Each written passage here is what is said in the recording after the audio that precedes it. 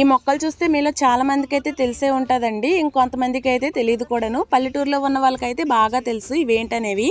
అవేనండి, ఇవైతే నువ్వుల మొక్కలు. మేమైతే 3 పొలాలు అయితే నువ్వులు వేసామండి. 2 పొలాలు అయితే సరిగ్గా రాలేదు, ఒక పొలం అయితే సరిగ్గా వచ్చిందండి.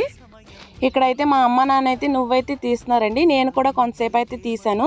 కొన్ని అయితే మనం చేతితో తీస్తే వస్తున్నాయండి, కొన్ని అయితే కొడవలతో కొయ్యాలి ఈ నువ్వు అనేది. మా ఊరు చుట్టూ అయితే కొండలు అయితే ఉంటాయండి. పూర్వం రోజుల్లో అయితే పంట నాశనం చేయడానికి అయితే ఎలుగుబంట్లు వచ్చేసేవి, ఇప్పుడైతే అవి లేవండి. ఇంత కష్టపడి పండించిన పంట అయితే మార్కెట్లో అయితే సరైన ధర అయితే రాదండి. మన దగ్గర ఉన్నప్పుడైతే ఒక రేటు ఉంటుంది, అవే వస్తువులు మనం బయట కొనుక్కుంటే అయితే ఎక్కువ రేటుకి అయితే అమ్ముతుంటారండి వాళ్ళైతే. మీలో ఎంతమందికి ఇలా అనిపించిందో కమెంట్ చేయండి. అలాగే పల్లెటూరులో ఉంటూ ఇలా పనులు చేయడం అంటే ఎంతమందికి ఇష్టమో కూడా చెప్పండి.